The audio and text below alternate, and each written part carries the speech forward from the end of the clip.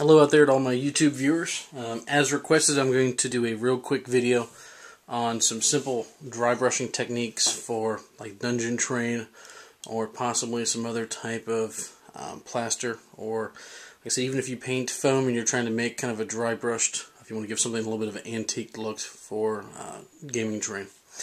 So as the first thing you see, we have the square piece I made yesterday, and I actually made a sister piece to match it so we can have one full wall there. And I actually went ahead and put some pillars on there, which may be a little hard to tell. The lighting there, you can kind of see them. Like I said, once we paint those will actually kind of pop out a little bit.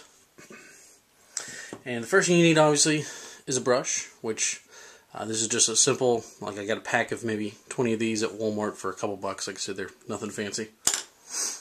And then a couple different colors, which these are just really simple. Like I said, I have 3 different shades of gray and a light brown color there, as you can probably tell. And this is just cheap acrylic paint. Like I said, you can get these for anywhere from 50 cents to $1 at Walmart. Craft stores, like I said, Michael's occasionally has these on sale for like 50 cents all the way down to $1 each. Like I said, very cheap, very effective, and it goes a long way. Okay, now to speed things up a little bit, I went ahead and spray painted the base of this black. Like I said, I just used a cheap 99-cent can of spray paint.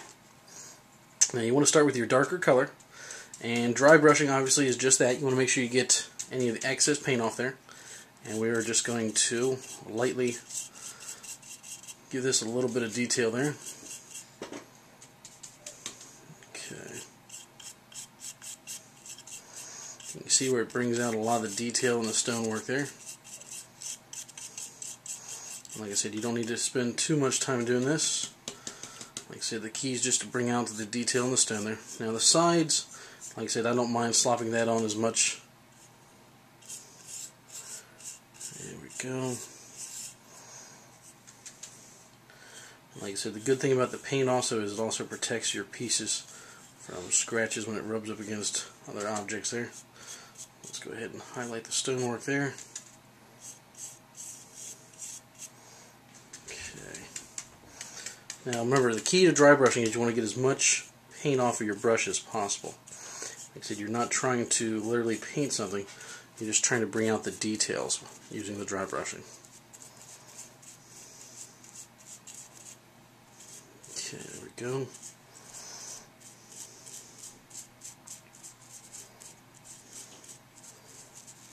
Okay, try to get in some of those cracks in there. Okay, now you can already see some of the detail popped out there through the dry brushing. You can see the pillars are finally start to take form a little bit there. I'm actually going to give the back of this a quick once over so we can bring out some of the detail in the back there. Here we go. Like I said, nice long brush strokes. We want things to look as uniform as possible. Okay, so this is our first dry coat there. Let's see if we can zoom in a little bit. Whoa. Camera mishap.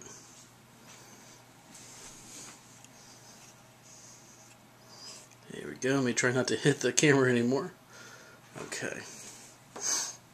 Now for the next step there, we're actually going to go with a slightly lower color there in the tone there.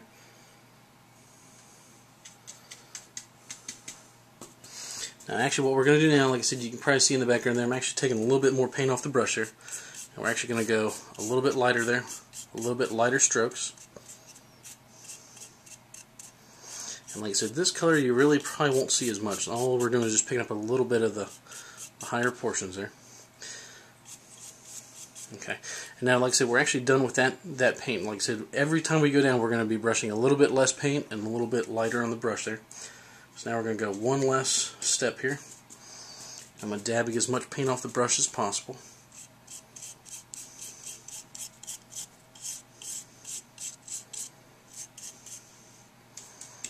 Pick up a little bit more color there. There we go.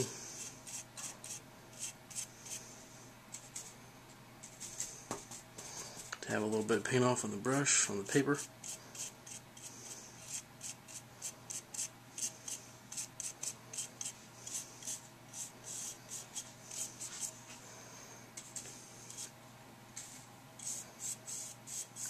Like I said, nice long brush strokes.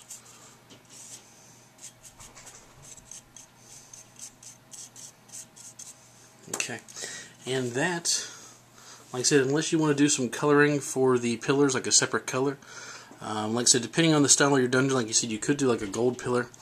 If you really wanted to, you could actually even go like white on the pillars, maybe a little bit off-white to give it kind of like a marble pillar look there. What I'm going to do just to make those pop out a little bit, I'm actually going to add just a little bit more paint here. See if we can get a little bit more detailed pop out here.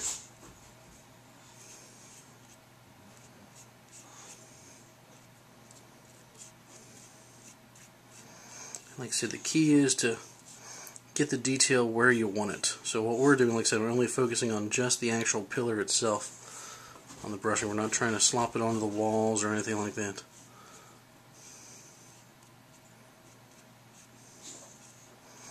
Like I said, you don't want to force the bristles into the low areas. We don't want to, there we go. Like I said, we don't want to highlight the wall anymore unless we absolutely have to. Okay, go ahead and get a little bit more of a zoomed in shot there. Like I said, that right there kind of brings out the pillars. Like I said, they stick out a little bit. Like I said, we don't want them to be the center or the focus in the room there, but it gives those a nice coloration so they pop out from the wall a little bit. Okay, now one thing I do like to do, if you've noticed in any of my videos, some of my stone floors, you'll see occasionally there's a little bit of color on the floor, like maybe an odd brown rock. From a DM standpoint, especially if you have paranoid characters, especially rogues, they get a little bit paranoid for some reason whenever there's anything miscolored on the floor. So, like I said, what I occasionally do, like I said, brush a little bit of color there on the floor. You see I just added a little bit of that light tan color there. Like I said, it does a couple things. One, it shows that the floor is just a little dirty. Adds a little bit of depth there. Now you see even just that little bit of color. Like I said, you don't want anything to really stick out.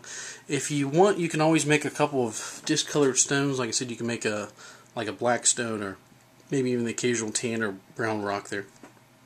Like I said, just that little bit of color gives it just a little bit more depth, which I really like.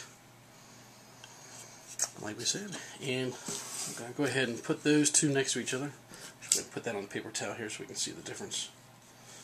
Go ahead and grab the camera here real quick. Like I said, that gives you an idea. There's the black. There's the completely painted. Let me go ahead and get my previous 4 pieces there. Like I said, now this piece has already been clear coated, which obviously this one has not been, but like I said, the clear coat gives it just a little bit more of a gloss there, which you can see on that piece. And that's it. That is the key to nice, simple, quick dry brushing.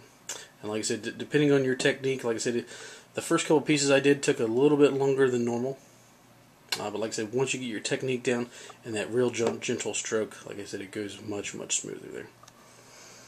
And that's it. That is Dry Brushing 101. So if you have any other questions, or if there's anything specifically else you guys want to see, shoot me a holler, shoot me an email, let me know. Thanks.